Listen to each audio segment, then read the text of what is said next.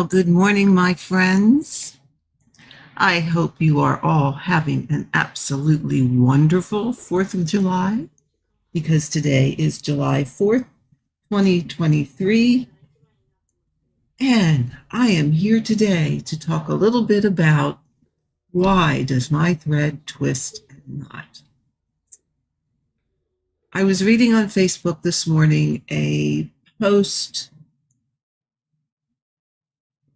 about just that exact same thing. And one of the people that had posted brought up Shay Pendray, who some of you folks who have been around for a while, who are of a certain age, as I am, may remember her. She had a TV show, back in the, I don't know, I think it was like back in the 80s.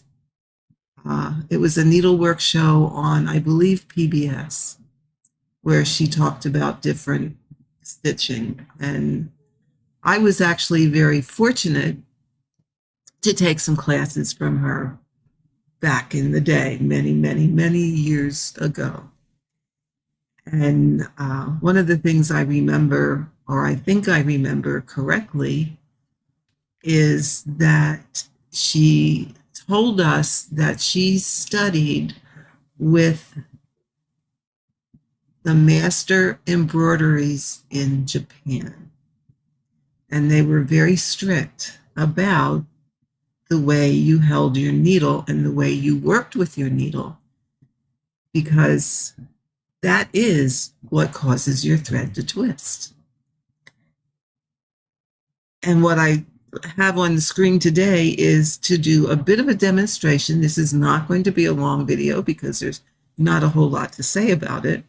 It's just so that you can actually see what happens when we stitch that is causing the thread to twist. And a lot of us have it a natural way of, once the needle goes through the fabric and comes back up, that you yourself do a little bit of a twist to untwist the thread. And it all has to do with how we turn our needle. So I'm going to try and demonstrate that. So hopefully this will be successful. So I have a needle here, and I tried very hard, see if you can see it, to mark this is the shiny side. And if I flip it over, it's going to be colored. I have it colored with black felt tip marker. So that way, hopefully, there you go. Hopefully we'll be able to see how let me do it this way, that way. Oh, what's the focus on my finger? We'll be able to see the shiny versus the black. Hopefully this is going to work. If not, well, you'll have to take my word for it. So I have a thread here, and I'm going to do a loop start first, just to get it started. And then we shall talk a little bit about what we do when we stitch. Okay, so let's just have that thread started. Okay, so now you can see the back of the fabric on the one side and the top of the fabric on the other side. So what I'm going to do is try and hold the shiny side of the needle towards me. Okay, so I'm going to finish this X. I'm going to come here and come up through my fabric. I'm going to keep the shiny side of the needle towards me and pull it through. Now, in order not to twist, what I'm going to do is just, you can see it, rotate it this way. And now the shiny side of the needle is to the back. Okay. I'm going to pull it through. All right. When I come up again, I'm going to twist it. I sometimes need two hands to do this way. And come up through again. And I'm not coming up in any particular order. Okay. So what I'm trying to do is keep the needle from twisting around, because let's watch what we normally do. Okay. So I'm stitching two-handed. I'm going to go down. Okay. Watch what happens when I come through the fabric. Okay. So now I'm through. Now I want to, let's see, put my needle back up. And what do I tend to do? It's a little hard to get everything there. Okay, I'm going to have to hold the phone. Okay. Okay, so here I am. I came out this way. I want to turn my needle. So when I turn my needle, do you see how I tend to put a little twist on it? Now, the eye of my needle lays this way. Sorry, my camera down here, it just took a flop. Okay, so I'm going to come up. You can probably see it better on the top side. So I'm going to come up. So now I have my needle like this, and I'm going to turn it to go this way. So do you see how you turn just a quarter turn every time you make a pass? Sorry.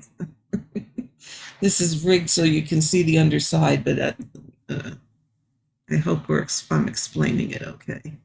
So I'm see where my needle is now coming up. It's on the black side. I'm going to come up. Now I'm going to go back down, so I tend to do a little bit of a twist, and look where my eye is now. See, it's twisted. Okay. Do it again. Okay, it's the shiny. Yeah, that's the shiny side. And even as you pick it up, you tend to do this. And now you're gonna flip it around. And where am I here? Now I have twisted again. So can you see what's happening to my thread? It's twisting. So now a lot of us, see, you can see it's really twisting on the back. And where do you get most of your knots? On the back. So a lot of us will take our needle and do this to get rid of that twist, because now when we go down again, it goes through nicely and our threads lay nice. When we come back up, my needle is sideways. When I go back down, my eye is front to back. You see how you twist it unconsciously. You don't realize they're sideways again. Now it's front to back. And can you see what is happening to the thread? This is why our thread knots. So, given all of that, if we can, and I will admit I am not very good at it, I do not pay attention to it. I do what everyone else does, and I untwist it with my fingers after every few stitches. Okay, but if I come up through the fabric and my needle is like this, I want to keep it in that orientation to go back down. Okay, When I go back down, I'm going to grab it by the eye. Okay. And then I'm going to flip it so that the eye stays in the same direction between my fingers and come back up. Okay. So now see my needle is still in that direction. And I can flip it and go back down. It's starting to get out of your field of view. So now do you see what's not happening? What's not happening is, again, flip it and go back down. I'm still holding on to that. I'm still holding on to that eye. I'm going to flip it and come back up. My eye is still in the same orientation. Let me see, maybe I need to unzoom this just a little bit so you really don't need to see my stitching. Whoops, whoops, whoops, whoops, whoops. Okay. So here we go. So here's my eye. I'm going to just flip it like this, go back down. When I come underneath, see there's the eye. I'm going to pinch the eye, and I'm going to do the same thing under here. I'm just going to flip it and come back up. And you notice how my thread is not twisting the way it did before. And my stitches are staying nicer. Okay, so I'm just flipping that needle front to back. Flip it front to back.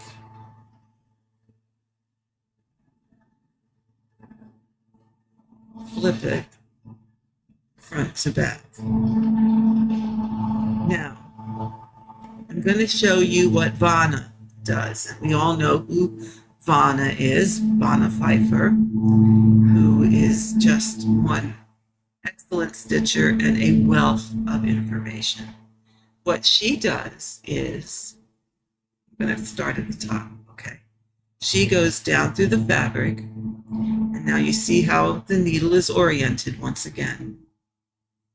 And instead of flipping the needle, she goes through the fabric and she pushes the eye of the needle up first. See? And brings that up. And she's never turning her needle. So now the needle goes down, never turning it. Okay. Next stitch, it comes up, not turning it. Next stitch, it goes down. Don't turn it. Next stitch, it comes up. Do you see how that also works? Now, the only thing with this method is, depending on the size of your, I should say the count of your fabric and the size needle you are using,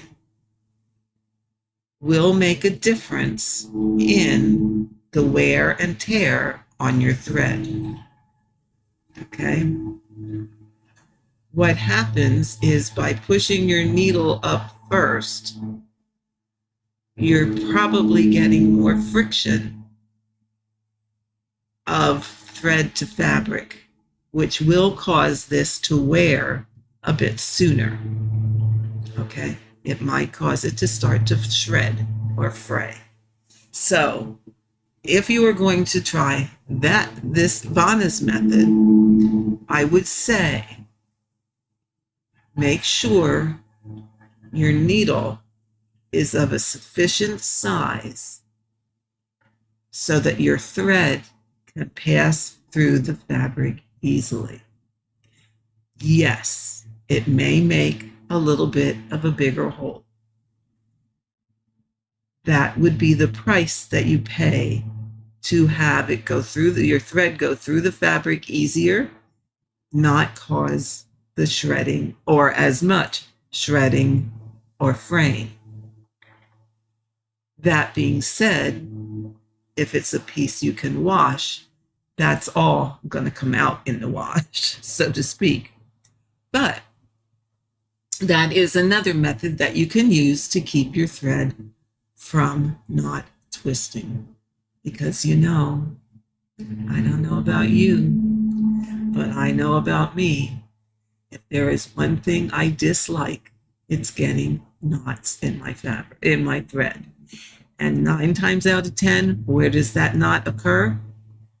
On the back side. It is very rare that you get a knot on the front. So the goal, or what you need to think about, is, am I twisting my needle? In what direction am I twisting my needle? And how can I prevent that? It may just be that simple little trick of coming up through the fabric. And I know I twisted my needle, and I know to get that twist out, I have to twist it this way. Just a little turn between my fingers. It can be something that simple. It can be as more difficult or more concentration of making sure you're not twisting the eye, making sure that when you go down through the fabric, you're pinching that eye, and instead of twisting, you're flipping it. Okay, see that? Okay, it's that way. I'm going to use this finger, flip it around. I didn't twist it, bring it back up. Okay, it's all in developing a method that will work for you and perfecting that method. So whatever you're comfortable with. So that's what I have to say about why your thread twists and gets into knots. And these are some ways that hopefully you can prevent that from happening. So I want to thank you all for joining me today. I hope this was helpful. I hope you found something that you like here and will continue to come back for further tips and tricks. And I forgot to say this in the beginning, but if you are new here, thank you so much for clicking on the channel and giving this one a chance. I know there are so many new floss tube people out there. It's hard to watch everybody. I have a hard time watching everybody. If you are a returning subscriber, thank you so much for hanging out with me, and I hope you find this channel helpful and informative. And to my VIP members, thank you ever, ever, ever so much for all your continued support and encouragement. And with that, my friends, I am going to say, remember, there are no rules in cross-stitch, only the ones you make for yourself.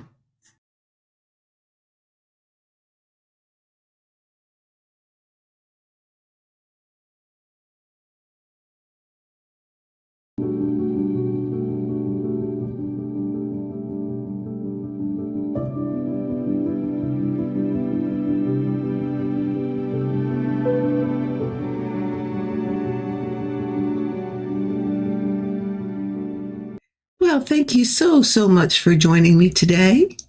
Today, I thought I'd come on and talk a little bit about a question that I get asked a whole lot. And I just recently was asked again. So I thought, okay, what better time to do a video? And that video is, how do you deal with confetti? But first of all, before we get started, I want to welcome all of you to my channel. My name is Karen, and this is NeedleBugg, and here you will find lots of things about cross-stitch and hard-hanger embroidery. Mainly, I focus on educational type things. You'll get tips and tricks and how-tos and all of those things about both techniques, and sometimes some other types of embroidery thrown in.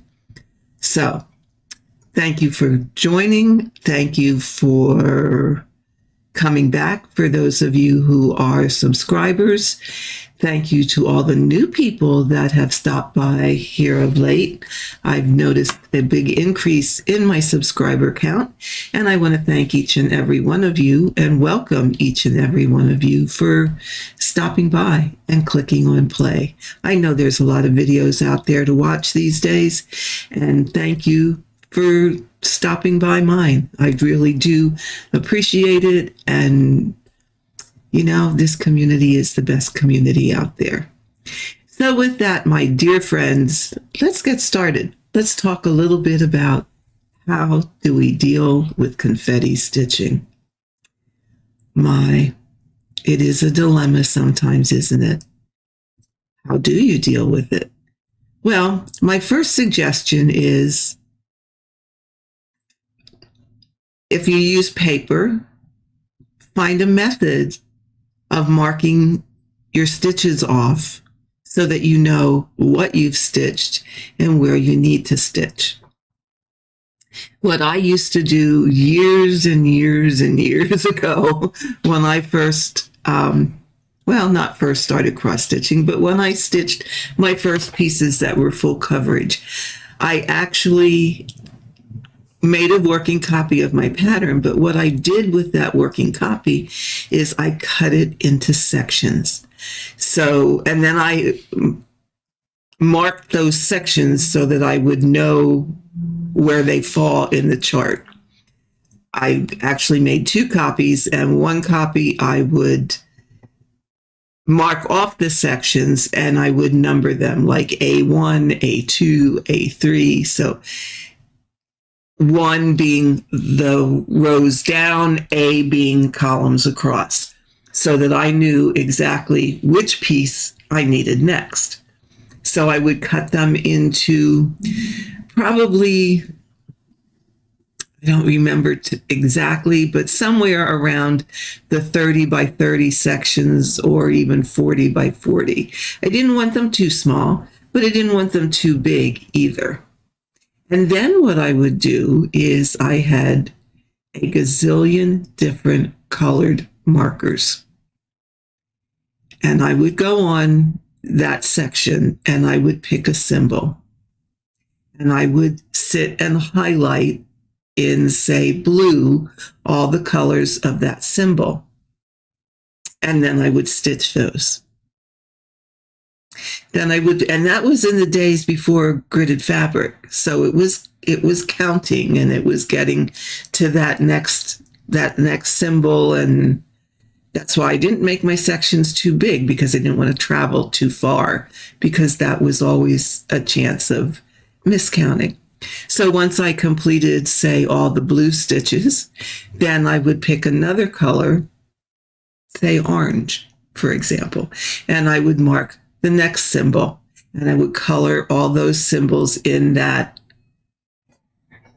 block, and I would stitch those.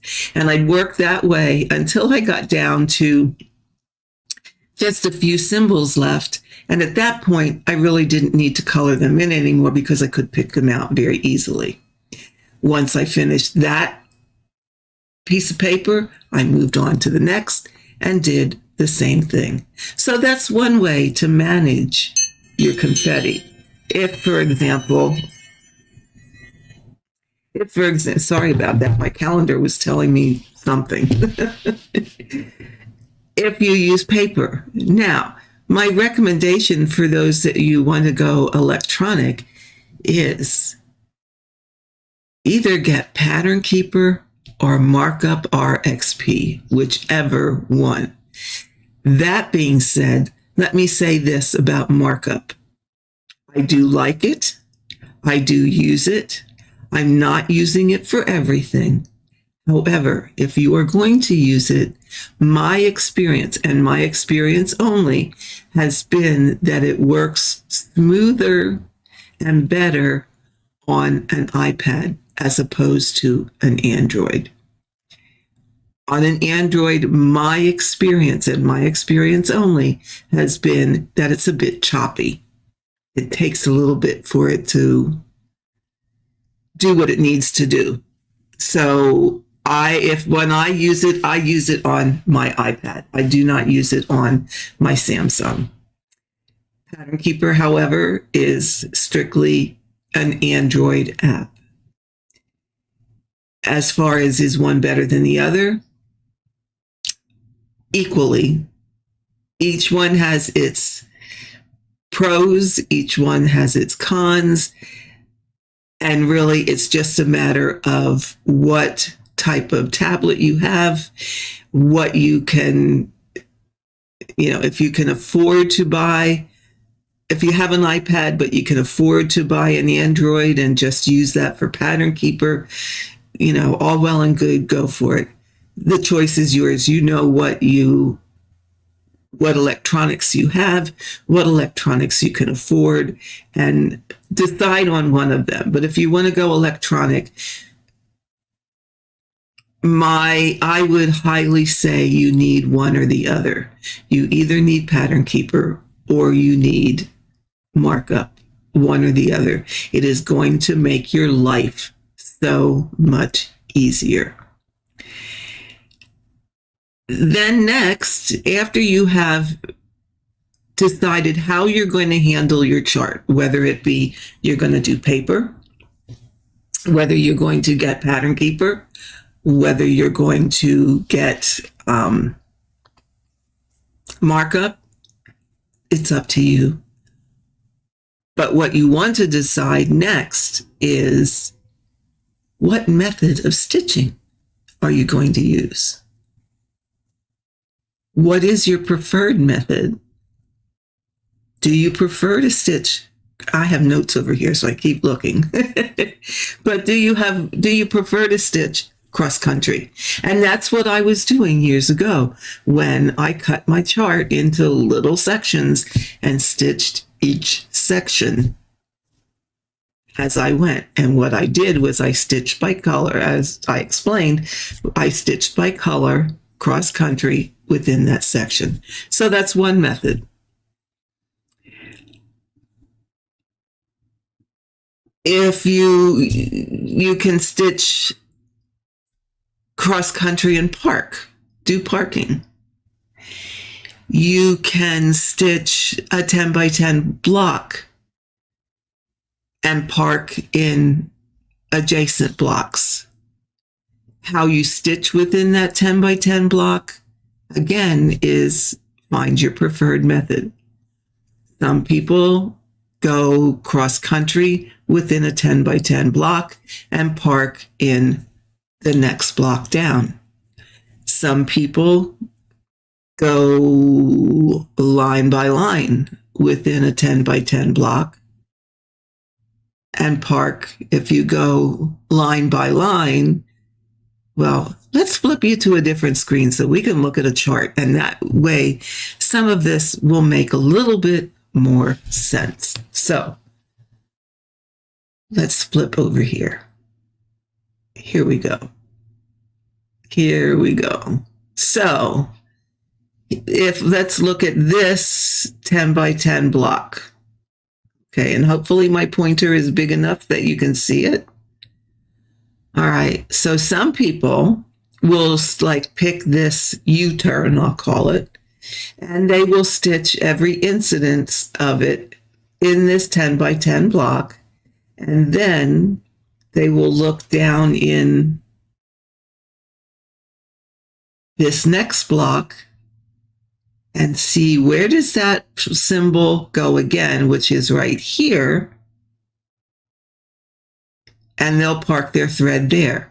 Now, if you are going to park the biggest biggest recommendation I can make for you is always park in the same corner of this square. So if you are stitching from the top down, for example, and you start your stitch in the bottom left-hand corner, then you want to park in the bottom left-hand corner. If you stitch from the bottom up, you want to park your thread and you stitch top right to bottom left. You want to park in the top right corner. And you want to do that every time so that when you get to that block and you have that thread sitting there, you know it is in the bottom. Let me do this. Okay. Okay. So there, I have it marked, bottom left corner. So when I get to this stitch, I know that this thread parked right here goes to this block. Okay. That's the one thing you want to make sure you also do if you're using one of these apps is when you park a thread, mark it. Because heaven forbid we all miscount, especially when you're talking about an area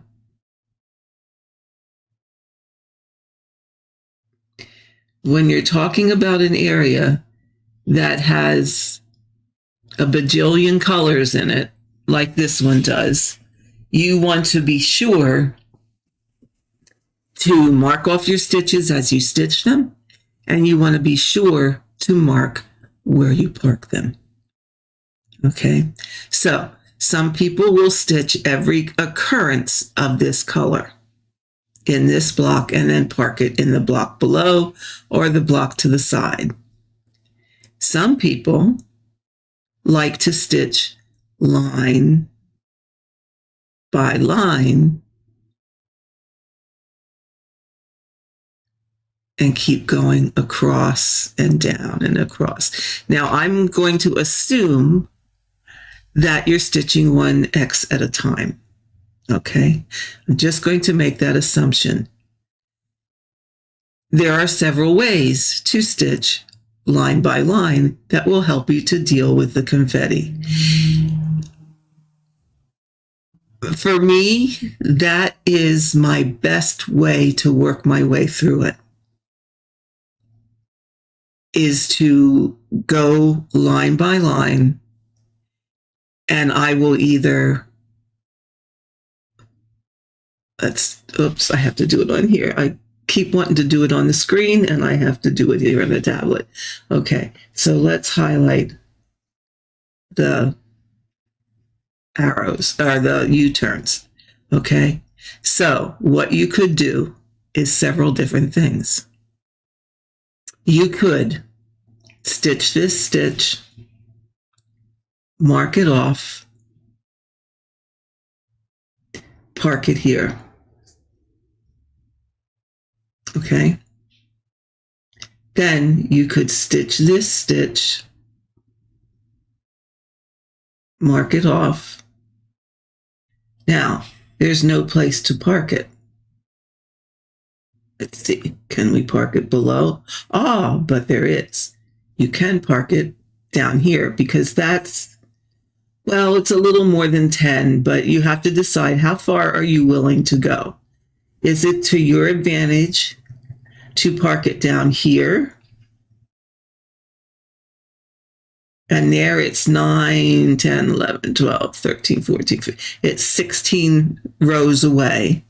Or would you rather park it here? Either one is acceptable. So let's say, for sake of saving thread, we're going to park it. Let me make you bigger again. We're going to park it over here. So we're going to mark that. Then we're going to go back and do the next stitch. Okay, we're going to stitch that. Whoops. We're going to stitch that one, mark it off, and park it here. And now this way is a lot of threading, but we're going to proceed through the line in that manner. When we have all of these stitched, then we're going to drop down to the next line. And what I do is then go from right to left. So I'm going to go to this symbol next, we'll call it a TP. We're going to stitch that, park it here. We're going to then stitch this one and park it here. So what we're doing is just working one stitch at a time and parking in the next occurrence of that stitch. So that's one way to go line by line. And that's one way to deal with confetti and get you through those heaviest parts. Okay, so now let's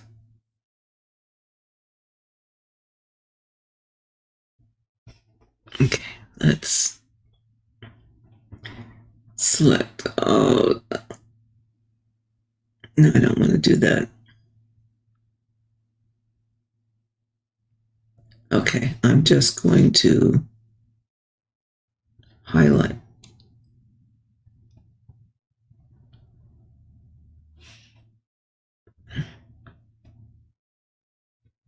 Okay, what did I do here? Oh, I got to undo this. Hold on. Okay, I'm going to highlight these and I'm going to frog them. And then I'm going to get rid of this. Okay.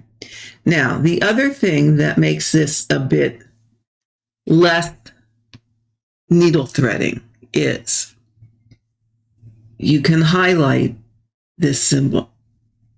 No, wait, I want this, the U-turn. Okay. You highlight the U-turn. You can stitch this. Whoops, did it again. You can stitch this, here, and here. Okay. And then you're going to go back this row, and then this row you're going to come across. So you would park it here. Oops. You would park it here. And then those stitches are complete. So you can stitch all of one color on the line.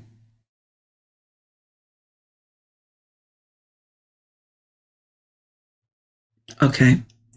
Then you would pick your next symbol. Okay.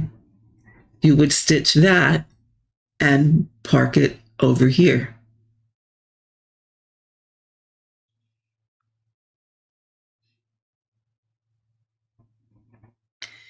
Then you would pick your next symbol. Stitch this and park it here. And so forth. So that you would stitch by color through the line, park it in the next incident of that symbol, and work your way through the confetti. Now, the good thing is, whether you stitch by column, which would be this column, you'd stitch down this 10 stitch wide and all the way as far down as you wanted to go, or whether you stitch on the diagonal like I have this marked. I just forgot what I was going to say. Okay. Okay. I'm here now. No matter which way you stitch, whether it's column or diagonal, what most often will happen is you will get through this confetti area and then get to an area that is much less heavy. with color changes so that this will not last for the whole chart. Well, I shouldn't say that because it really does depend on what chart you're stitching. If you're stitching an Amy Stewart chart, that whole thing is confetti. And you know what? And it's, which is why I say, pick a chart you love. Pick a chart you love and can't live without, because that's going to get you through all of this. And know that on most charts, like this particular chart that I'm looking at here is Autumn Church. And in most charts, you're going to have an area that is just polluted with confetti. And then you're going to have places that aren't. I mean, let's look at, well, let me get rid of this stuff first so that I don't get myself confused, which that's such a short trip sometimes. Wrong that. And let's get rid of these. Okay. Sometimes it is a rather short trip. Okay, so you can see where I am. And you can see some of this I was doing cross country. Okay, that's the next. Wait. Where am I at here? Oh, okay. I'm working down this column. This is I was doing cross country. This is where I am currently at. So I'm in a little bit of confetti yet. And you can see where I have all my parked threads marked.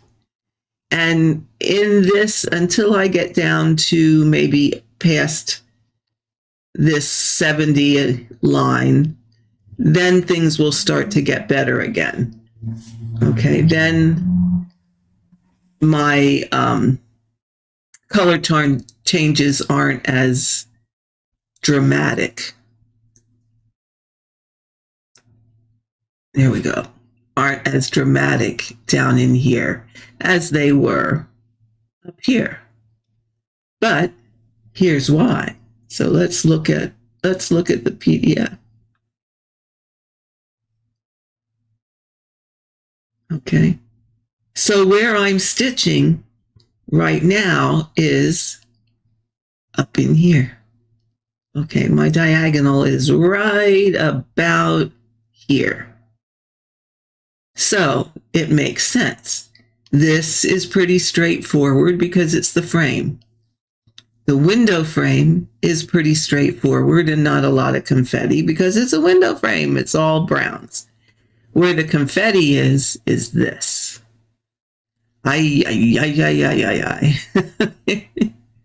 So that's when I went stitch by stitch instead of line by line.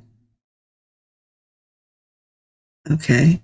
Or you could, on a diagonal, the way you could do it, all of the color between in the 10 by 10 diagonal block. You could do that also. So there are many, many different styles and ways of stitching out there. The trick is to find the one that works the best for you. So you got to pick your style. Pick the way you want to stitch. Experiment, and don't be afraid to experiment all on the same project. You do not have to start a new project to start a new method of stitching. You can start on that project. So on this, it's very easy to, okay, I have all these parked threads here. It would be very easy to stitch just stitch by stitch, line by line. That's what I'm doing right now. It would be easy to switch it to color complete. So if I'm doing the question mark, oh gosh, I always want to do it in the screen and I forget I have to do it on the tablet. If I want to do the question marks, here's my diagonal line. I wish I could make that a bit darker, but I can't. I could stitch all the question marks in this area. In this, is it a pentagon? Oh God, I can't tell you. In this area, stitch all your question marks. When you have those stitched, pick your next color, stitch all of those. Park in this next, in the diagonal, but in this next area. So you could do that too. There's just endless amount of ways. You could not park at all. You could say, I'm going to stitch all of this flower in this oops, go back to the flower. Forgot to change my thing here. Here we go. I'm going to stitch all of this flower the rest of the way down this whole diagonal, and then I'm done with that color. So you can color complete within the diagonal or within the column. Either way. So the biggest trick is, firstly, find a method to mark your chart. Mark your chart in some manner, whichever way you think works the best for you. Only you can decide that. Mark your chart. Pick your method and stick to it. Give whatever method you're testing a fair shot. Don't just do it for an hour and say, oh yeah, this ain't working. Because it might just be the area of the chart that you're in. So, give it a day or 2 days or 3 days before you decide, no, this just isn't going to work for me. And then find another method that you think will work. The biggest thing, another big thing, is take your time. This is not a race. This is a hobby. I'm going to leave the chart now. We're going to go back to the full screen. Here we go. There we go. Take your time. It's not a race. This is a hobby. It's supposed to be fun. So step back, relax, enjoy the process. Some people are process stitchers. Some people are the kind of stitchers where I got to have a finish, I got to have a finish, I got to have a finish. And that's okay too. But when you're dealing with projects of this magnitude, and first of all, they're big, they're time consuming. Those of you that have been with me for a while know that Stitcher's Retreat took me 5 years. You often see people in the groups saying, oh, I finally finished XYZ after 7 years, 10 years, whatever. They're projects that you are not going to complete in a week, in a month, in a year, unless you know some tricks that I don't, because I have not figured out. And again, it depends on the size. Okay, I did Christmas stockings for the grandkids, and each one of those took me 6 months. So I spent a year and made 2 stockings. But then again, you look at the size. They are not the size of something like this. This particular chart is 346,000 plus stitches. I have 1.13% completed. So be prepared. Be prepared to spend a long time, which is even more important, to find a method. Find the thing, the way of stitching that works for you. Find the way to deal with your chart so that you always know where you are in that chart. Whether it be cross country, whether it be parking, whether it be color completing within an area, find the one that works the best for you. Take your time. It's not a race. And most importantly, give yourself the permission to be okay if you make a mistake. Tell yourself, it's not the end of the world. I made a mistake. It's okay. 9 times out of 10, that mistake can be fixed. Okay? If you stitch in one of these methods, you probably are going to find your mistake rather quickly. And then if you have to frog, it's not a whole lot of stitches to be frogged.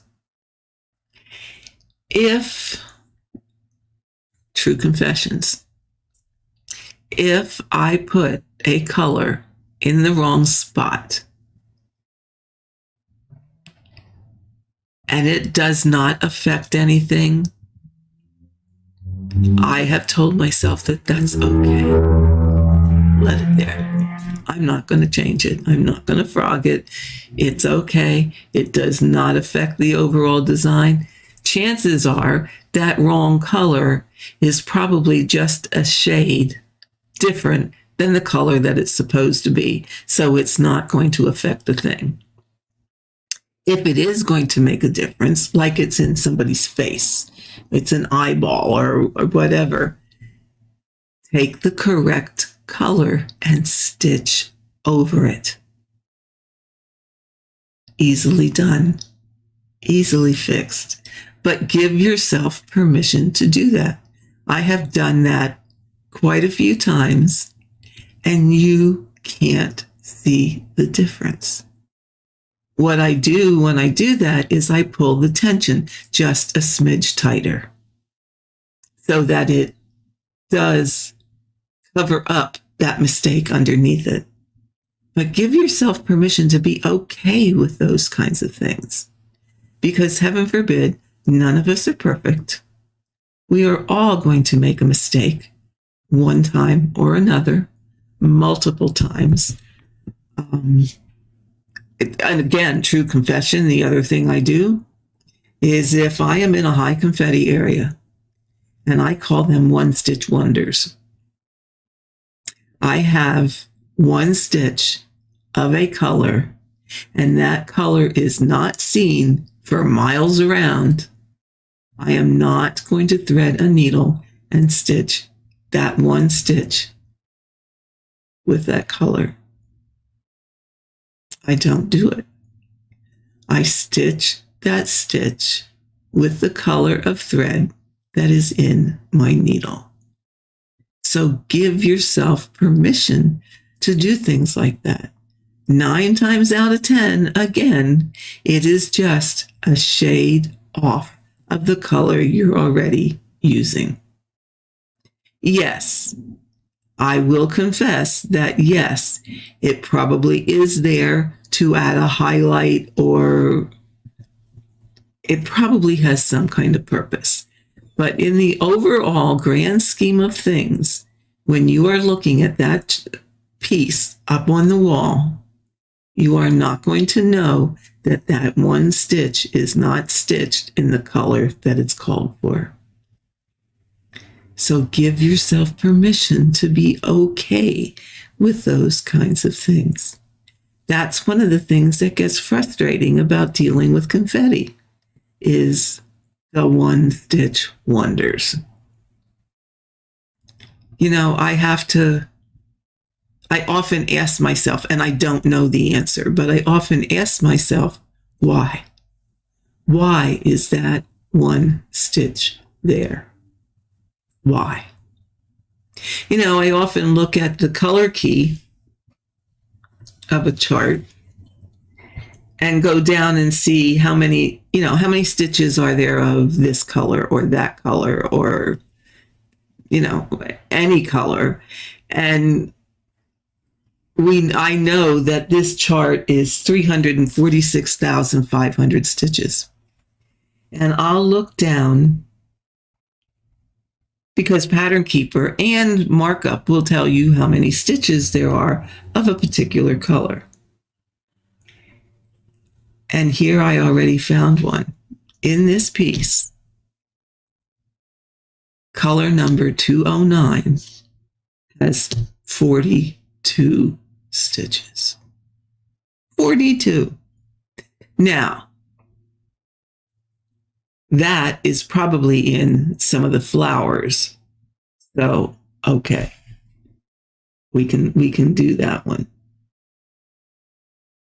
Let's see what else. 718, 38 stitches. 799, 31 stitches.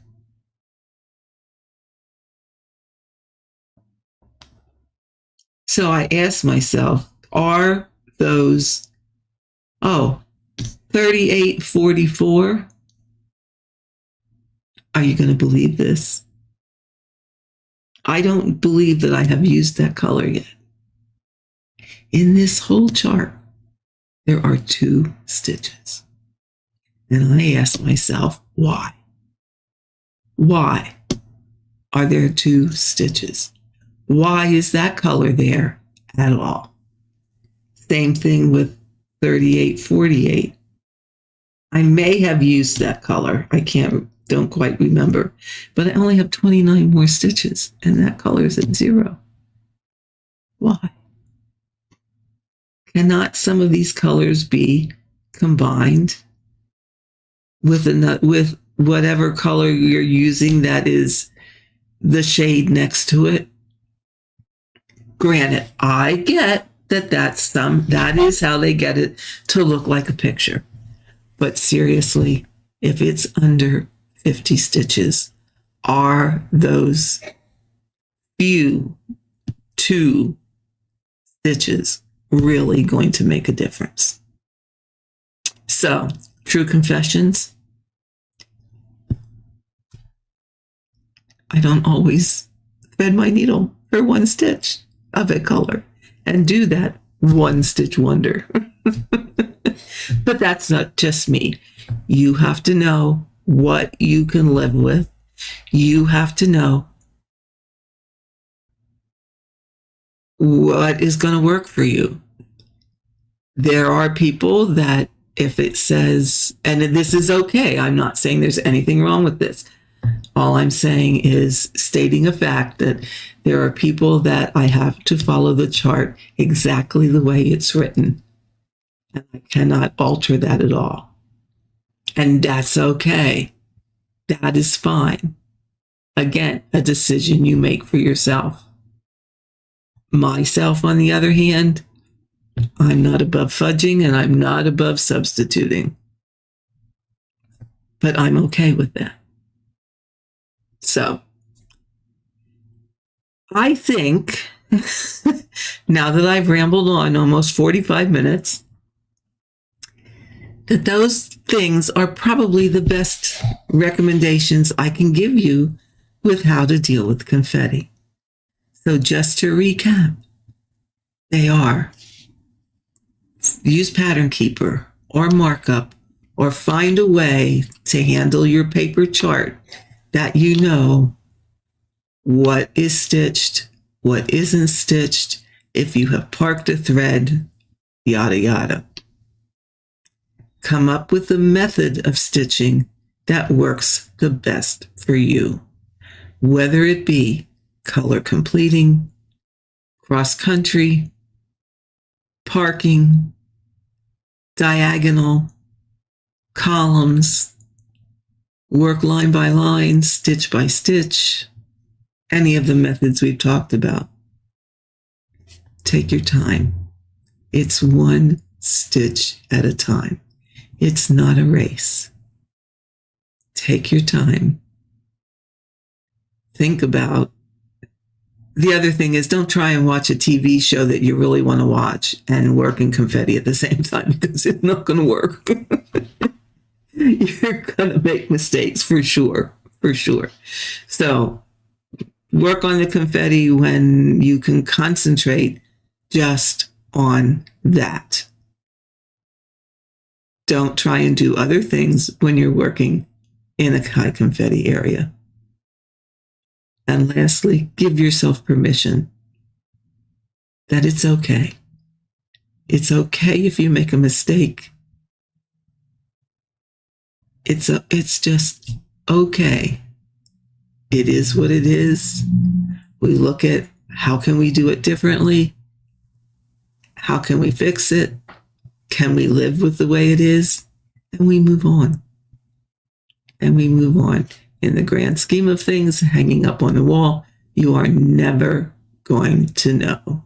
If you people knew all the mistakes that were in my Stitcher's Retreat that's hanging up on the wall, you would not believe it, because it doesn't look like it, but there are tons. As well as the Christmas stockings that I did for the kids. There are tons of mistakes. They're okay. It's fine. It is not the hill I'm going to die on. Not the hill at all. So, my friends, as I said, I think that is the best recommendations I can give you for how to deal with high areas of confetti. I hope that you have found this helpful and give some of the things a try, experiment, find what works for you. So with that, I am going to leave you today, and I will see you next time. Embroidery hoops, to wrap or not to wrap? That's the question. Well, let's chat about the wrapping of hoops today. Well, my friends, how many of you have asked yourself, should I wrap my embroidery hoop or shouldn't I wrap my embroidery hoop? What's the right thing? Well, the bottom line is there's really no right and there's really no wrong. It really is a matter of preference. It's a matter of what you would like to do.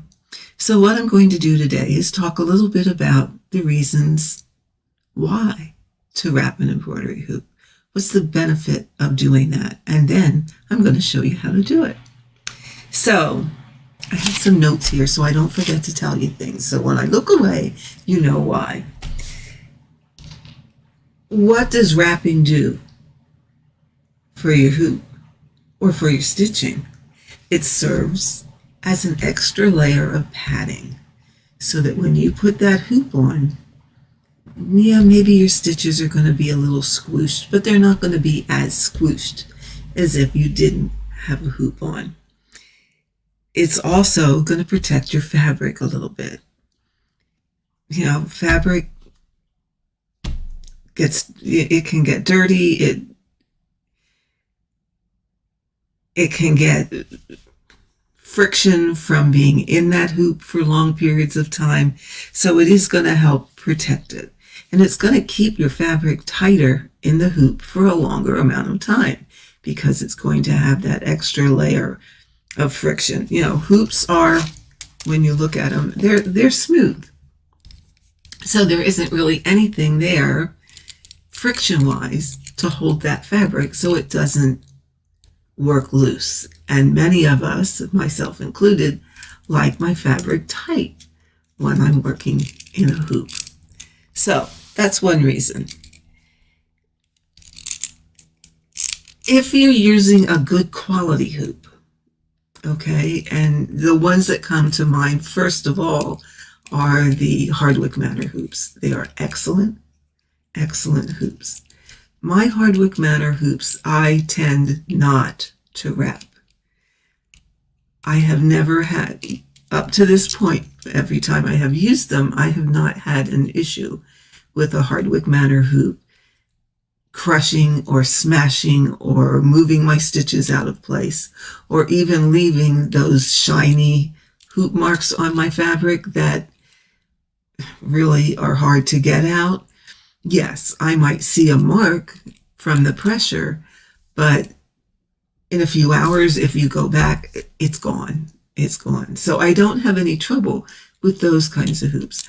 I'm talking if you're using hoops like from Walmart or Hobby Lobby, or the cheaper hoops that you're going to get for less than $5. Yes, they're hoops. Yes, they do the job, but are they a good quality hoop? Are they a well-made hoop? Probably not. Probably not. So if you're using those you probably would want to wrap, because if any hoops are going to cause, and again, these are my opinions only, but if any hoops are going to cause damage to your stitching, it's going to be those. Again, my opinion only, and all you ever get is my opinion. Okay, let's clear that up right up front. But if you have a little bit of a crease in your fabric when you tighten that hoop, that crease is going to stay there, and you might have a hard time getting it out later. And it protects your work. It acts as a cushion. It protects the stitches. It helps them not to get dislodged or smooshed or whatever. Now, granted, a lot of times washing and pressing does bring them all back up where they should be. And I have said that many times. And if any of my stitches ever looked a little squished, that's all I had to do was wash it and iron it, and my stitches were back just as beautiful as they were when I first stitched them before I moved the hoop. And we all know that, especially those of us that do larger projects, you are going to have to move that hoop, and it is going to have to go on top of already stitched areas. If you're stitching a big heaven and earth design, far be it for me to know how to put a hoop on there that is not going to have stitches underneath it. It's just not going to happen.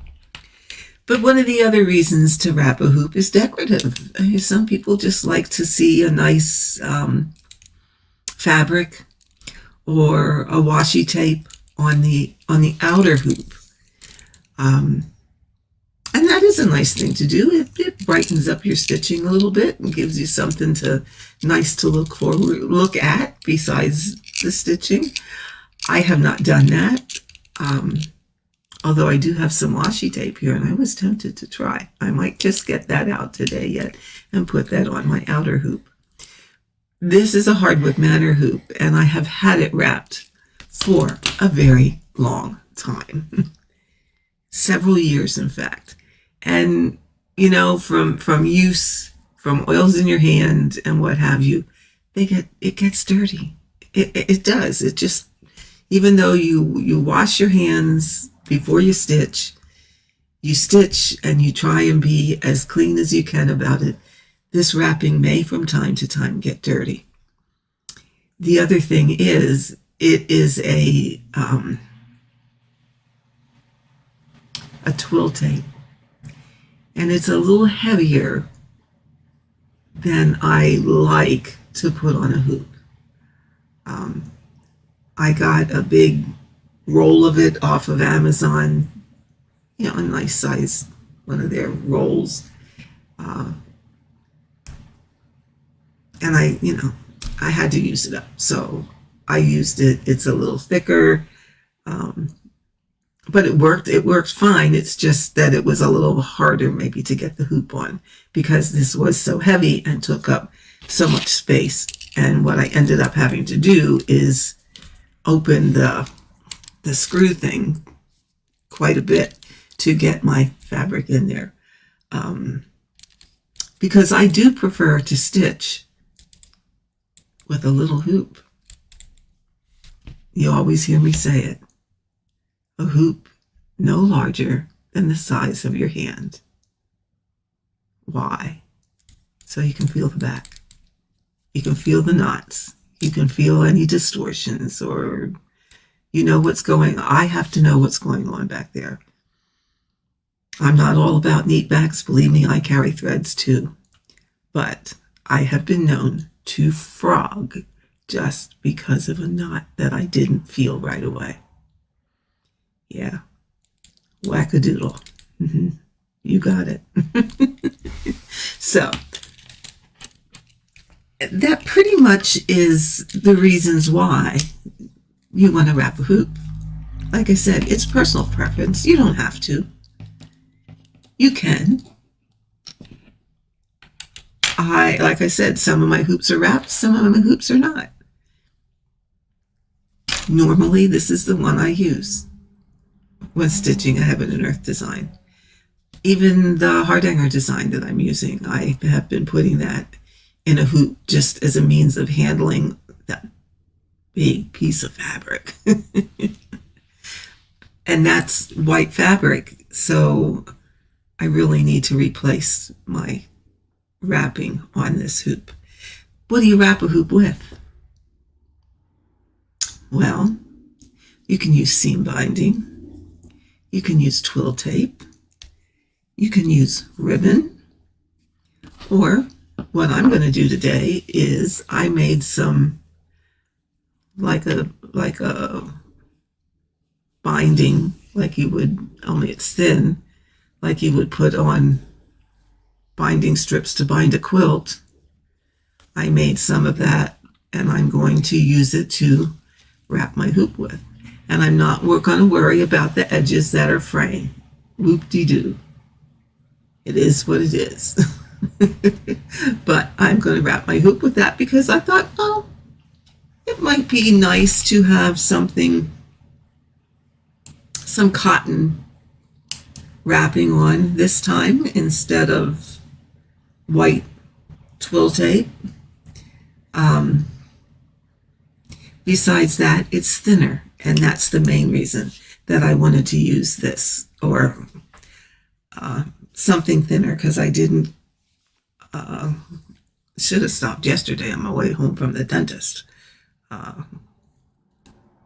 should have stopped at Joann's because I was right near there at the oral surgeon.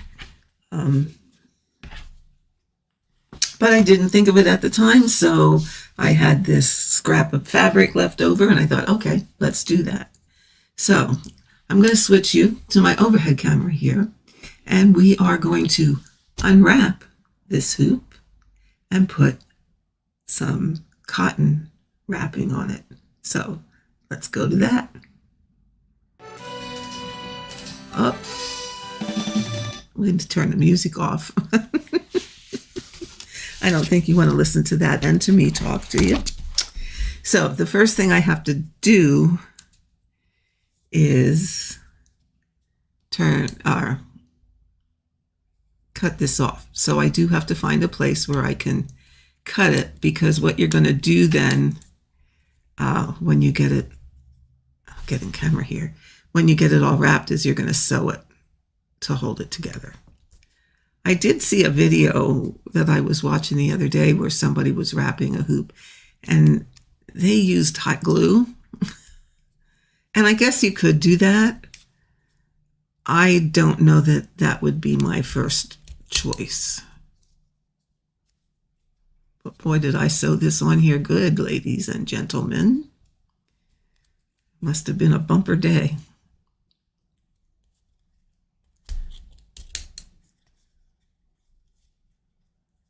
Here we go.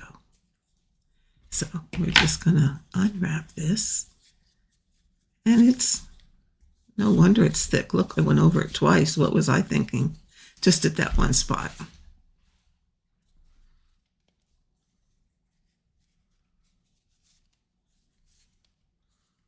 So you can, when you look at it, you can see, ooh, yeah, it was getting a bit nasty. And like I said, this has been on here for several years. So I hope I made enough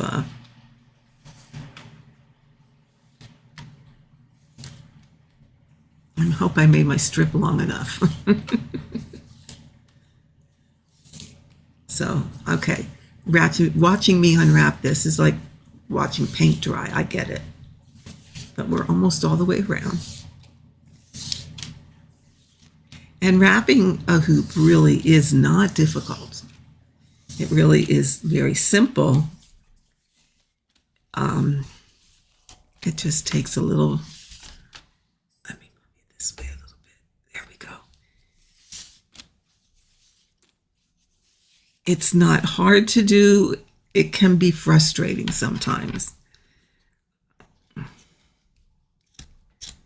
Mainly because it tends to want to come unwrapped. But I'm going to show you how to hopefully prevent some of that unwrapping as you are trying to get it wrapped. Okay, so my first suggestion is get yourself some Wonder Clips or some, I use clothespins. Okay, and find the end here. All you're going to do is, I gotta move over here so I stop getting out of the frame. All you're going to do is start this by wrapping it at an angle.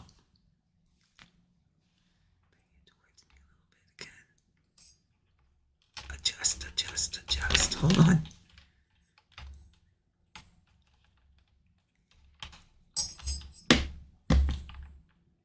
There we go. Oops. There we go. Now hopefully we'll stay in the frame. Okay. So you want to start off at an angle. I kind of hold my thumb underneath there. And what you want to do is just gently overwrap. Now before I go too far, and I have this started, because see what happens when you let it go? Dun, dun, dun, dun. It wants to unwrap right away.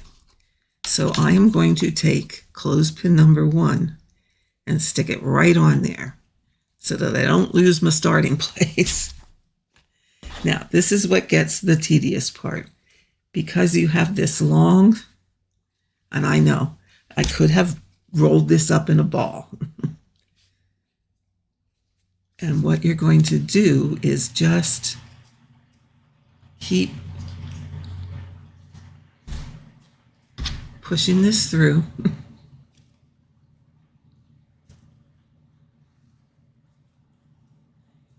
And keep going around. And just, do you see how we're just overlapping it? A wee little. Here, watch this. Okay, just so the edges are overlapped. And you want to try and keep this angle, because then it's going to take a little less fabric to wrap it. Okay.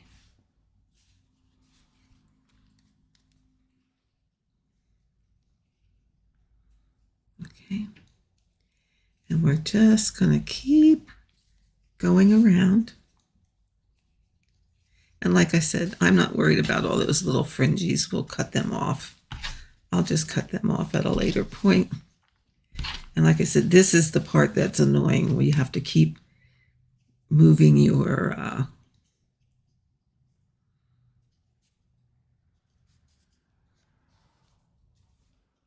binding. But you see, we're just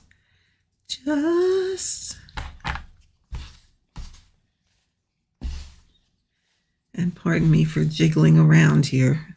It's a little hard to do without moving all over the place.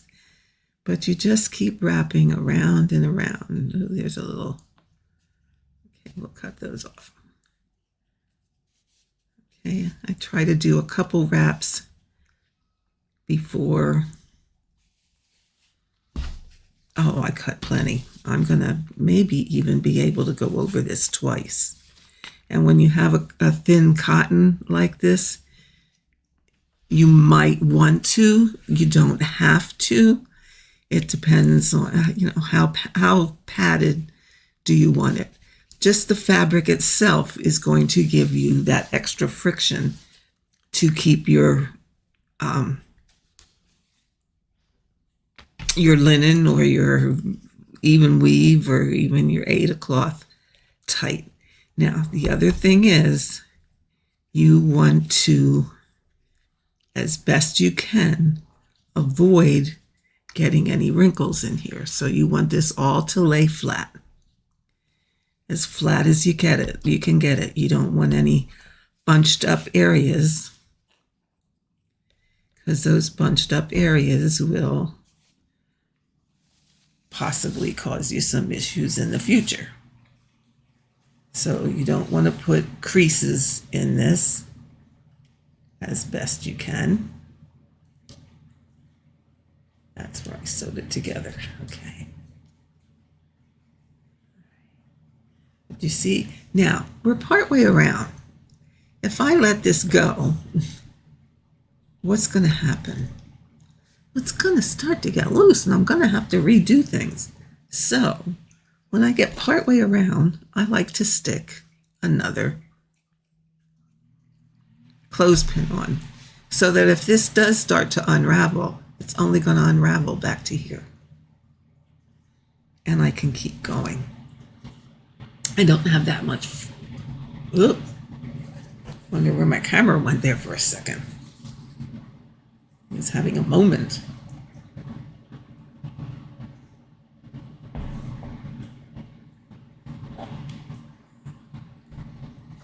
Like I said, this is a bit fiddly, so my apologies for being all over the place, and there's times I probably have my hand in the way, but we're gonna get her wrapped. Okay. Do you see? Just a slight overlap.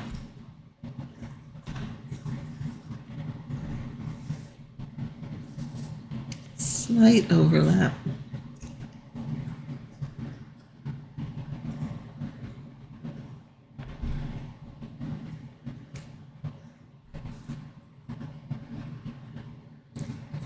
So that you can always keep it angled. And like I said, these little things will just cut off.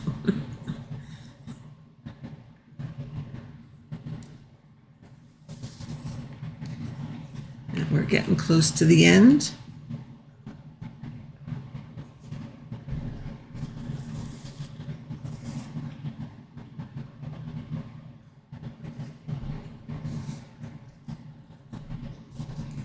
And I really am pulling rather tight.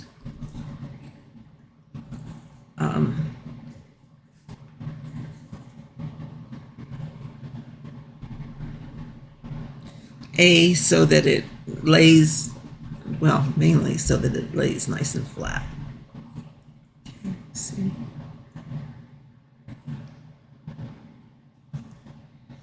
Now, I know that I am not going to go around here twice. So in order to avoid some of this, I'm going to shorten my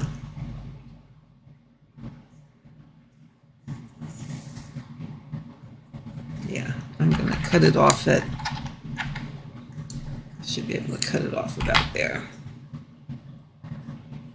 and we'll be fine. Okay, because already I am back to my beginning. Now, here's what gets, all right, I want to have that wrap there, I want to have this wrap here, and I'm going to try and incorporate that little end underneath these final little wraps. Okay, now I don't want to end on the outside, I want to end on the inside. Okay, so now I have my whole thing wrapped. We'll give this a little haircut when we're done. But I don't have my needle and thread. Hold on, I'll be right back.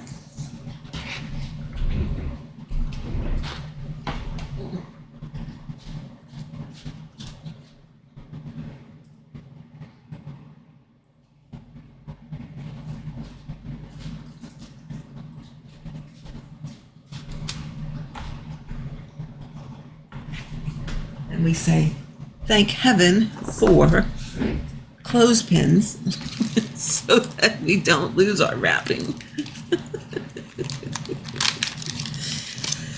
Oh, so I am going to use, I just use embroidery floss to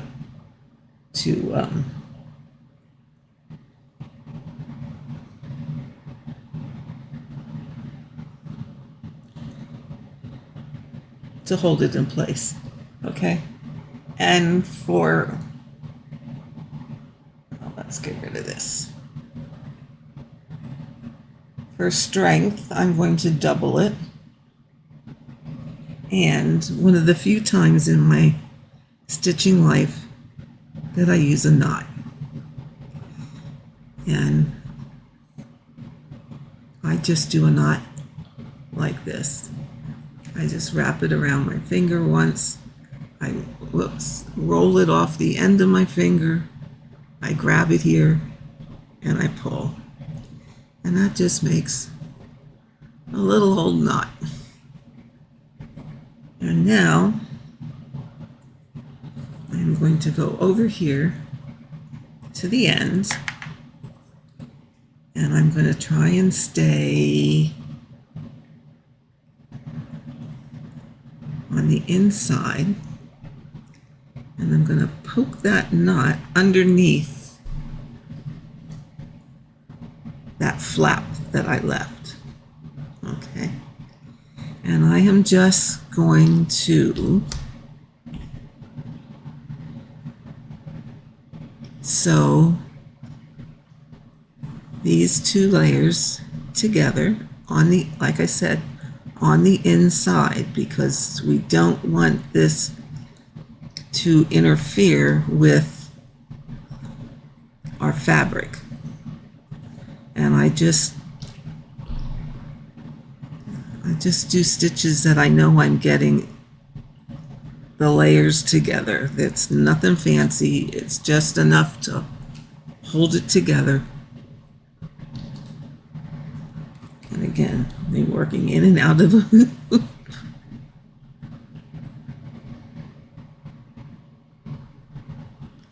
You see, it's getting both layers together, and I just put as many stitches as I can till I think everything is nice and secure.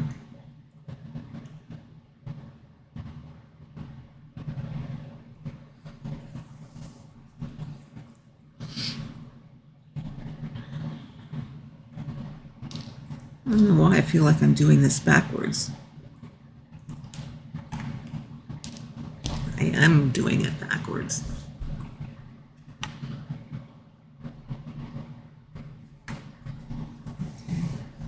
And once I go one way, I'm gonna turn it around and I'm gonna put some more going this way. That's why I felt backwards. I'm right-handed and I had it tilted for a left-hander. We don't need this now, so you can see a little bit better.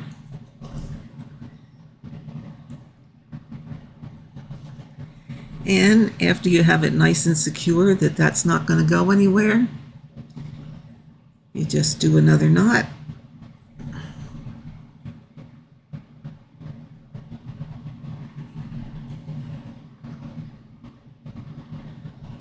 I always like to do that twice.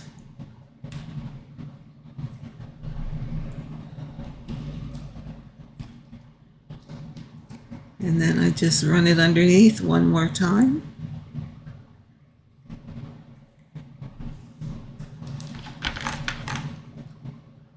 And cut it all off. Okay, so there you have it. One wrapped hoop. Yeah, we got little fray ends on there, but we'll cut those off later.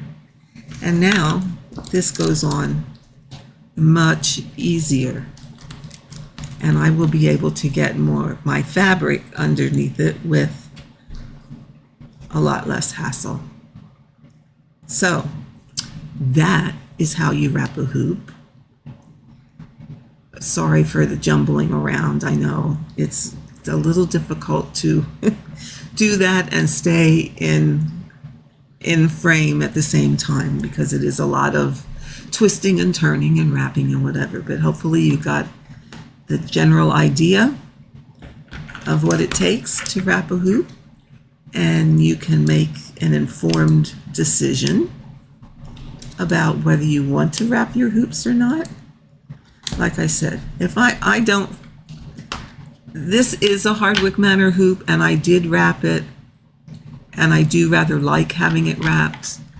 However, my other Hardwick Manor hoops and my Nurge wooden hoops, I do not have wrapped. I have not had issues with them. So it really is a point of whatever you prefer, whatever you want to do. You don't have to wrap them, but it's not going to hurt anything to wrap them. And hopefully your stitches will stay nicer. This is a Nurge hoop that I have here, a Nurge number 4. I don't have this wrapped, and I really have not had any trouble with my fabric being in this hoop. However, I tend to not let my hoops on all the time. My tendency is to take my hoop off whenever I'm done stitching. Okay, so I don't put a hoop on and let it on and let it on and let it on and let it on.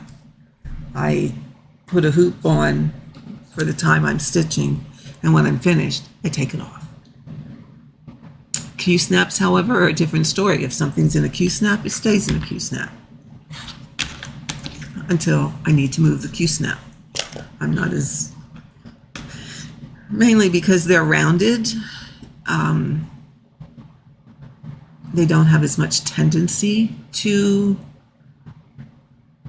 mark your fabric like a hoop does, so it is a little different. So I hope that you can make a decision on what you want to do, and if you decide to wrap, that at least this gave you an idea of how to wrap your hoop. So with that, my dear friends, I am going to say goodbye for now, and it looks like I didn't finish my screen setups here. Oh, I had technical difficulties again that I'm just not going to go into. And I kind of had to redo things again, but that's okay. That's okay. We're here, and that's all that matters. So with that, my friends, I am going to say goodbye for now. Have a great rest of your day. I will see you next time. And don't forget, the only rules in cross stitch are the ones you set for yourself.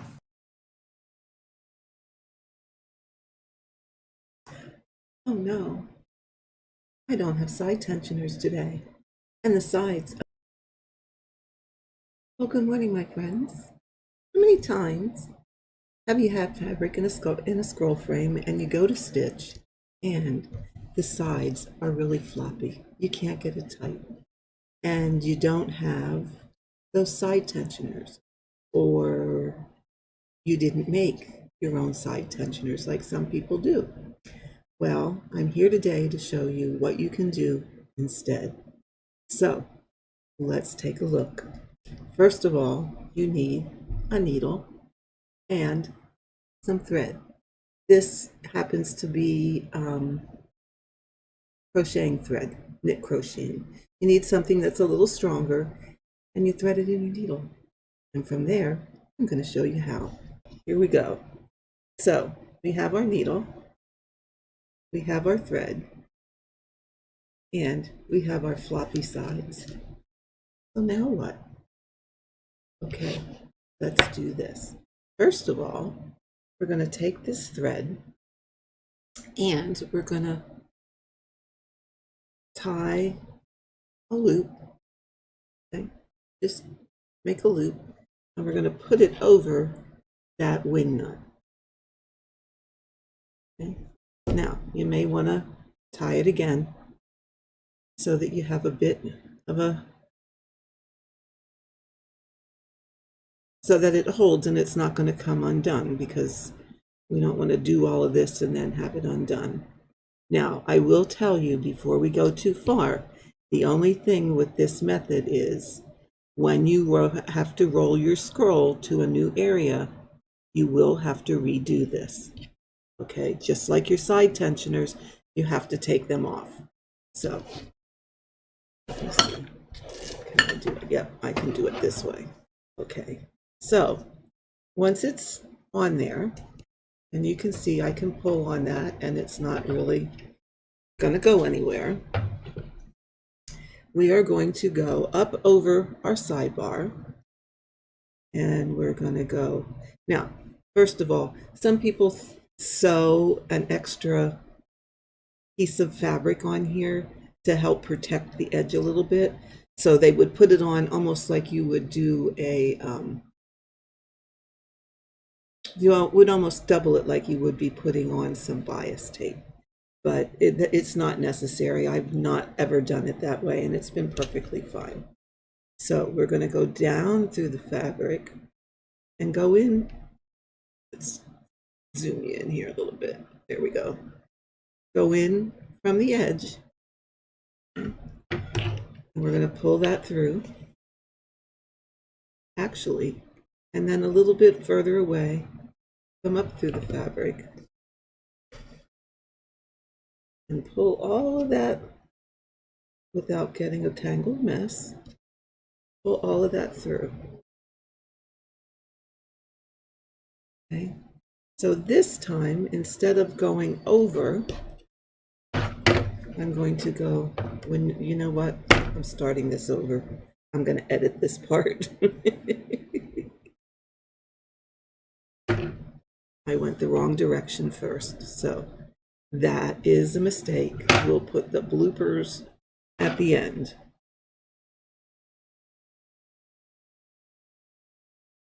Okay. First off, you're going to go under your sidebar and come up. Okay. You're going to go over in your fabric, bring your needle up over the sidebar. Okay. And sometimes it helps if you kind of do this over the edge of your table.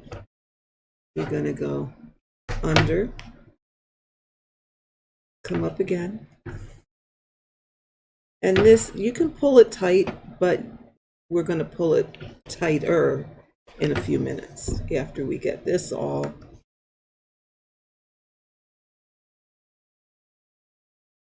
Okay, every other one is going to go up over. So it's an over-under deal. Okay. Oh, I keep going the wrong way. Sorry about that. It's going to go over.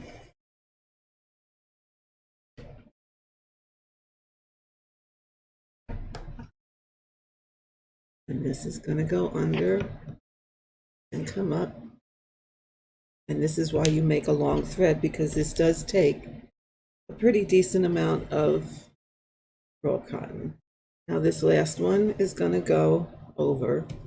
And then what we will do after we get this all tightened is we will tie it around this one. Now, as you can see, that already pulled this pretty tight. But just to make sure, if you have an awl or something that you can use to pull. So what I'm going to do is I'm going to use the end of my scissors here. I wouldn't recommend that, but I would use something that is straight. And you're going to pull, and you're going to hold that way. So you see I have all this excess down here. So I'm going to go to the next one and pull all that extra through and hold that there.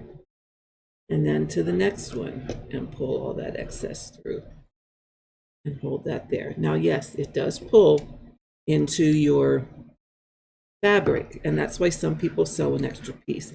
But do you see here all the extra thread that has come? All right, so then I'm going to go to this last one and pull, and see how nice and drum tight that gets. So now what you want to do is work this, oh geez, there we go. Work this around your wing nut. And I'm going to cut this a little shorter because that's like a whole bunches and bunches of thread. And that's pretty tight. So I'm going to cut this off. Okay. And then I'm going to loop it under. And that whole time we're keeping this tension as tight as we can on here. And I'm going to loop it, and I'm going to tighten it up. And do that again.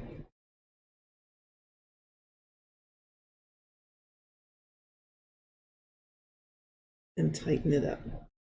Okay, so you see how much tighter that made our fabric. Okay, so once you have one side done, you just flip it around and you do the same thing on the other side. So let's have a gander at that. And I certainly did make this way, way longer than I needed. Okay. So let's cut some of this off so it's not so challenging to work with. All right, so once again, you're going to make your loop. Just gonna tie a little.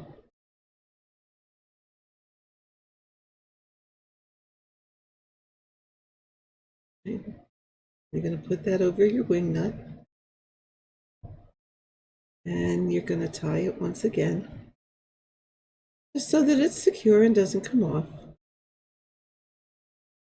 Okay. And then you're going to start. So the first one is going to go under, because like I said, we want that second one to be on the top so that we have something to pull, and we have this sidebar to assist us. So we're going to go a bit away and go down, and then we're going to come up over the sidebar, and we're going to go under, come up, we're going to go down and come up over the sidebar. Okay. And we're going to go up and over, and I'm gonna move some. See, I cut a little bit too much off now. Okay, over, and then we're gonna come up, and the last one will be down and over, and then I'm just going to wrap it around once just to hold it there, and then I'm going to go back to my first side, and I'm going to use something that you can just run along, and even if you have a laying tool, that works good. and hold it down. So do you see already how much excess we have there, so that we can get it really tight? And go to the next one and pull, and see how now we have even more excess. Okay. Go to the third one, pull it through.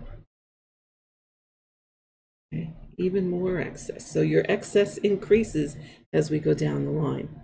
And then we go to the last one, pull it through. Okay, I always go the wrong. And now as it's pulled through, we're going to just wrap that around. Wrap that around our wing nut. And we're going to, I find this a little easier to do it this way. Just going to go here and do a bit of a knot. And you will, when you go to take these off, you will have to cut it to get it off from around the wing nut. But that's, pretty easy, done deal. And there you go. So now we have both sides laced. Let me zoom out here again. Now we have both sides laced. This is drum tight.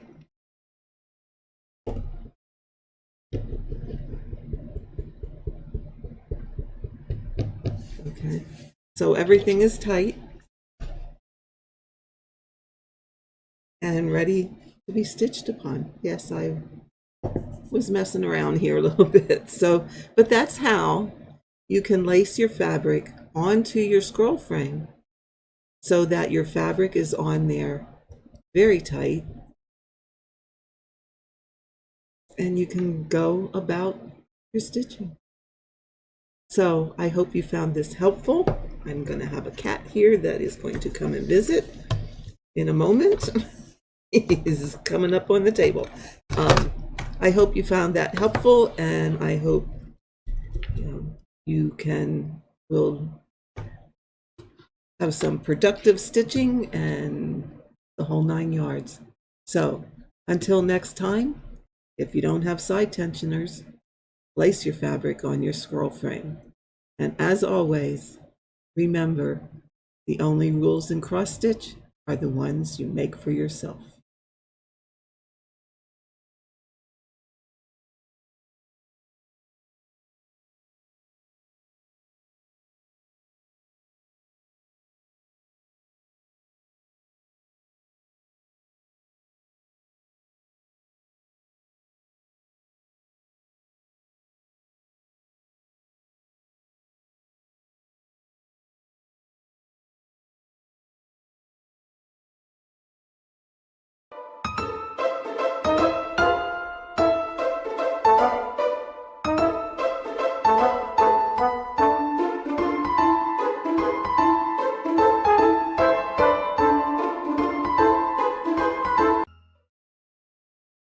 Well, good morning, my friends. I hope you are all having an absolutely wonderful 4th of July, because today is July 4th, 2023. And I am here today to talk a little bit about why does my thread twist and knot. I was reading on Facebook this morning a post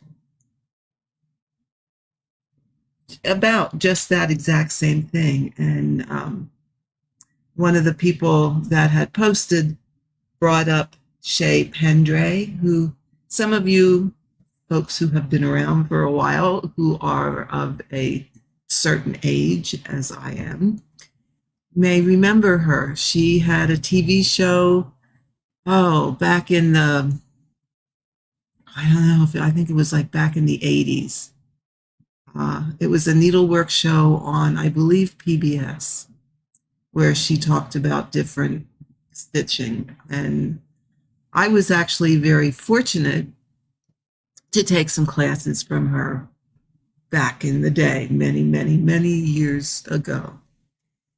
And one of the things I remember, or I think I remember correctly, is that she told us that she studied with the master embroideries in Japan. And they were very strict about the way you held your needle and the way you worked with your needle, because that is what causes your thread to twist.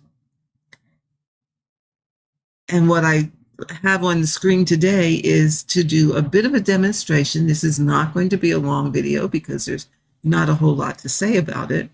It's just so that you can actually see what happens when we stitch that is causing the thread to twist.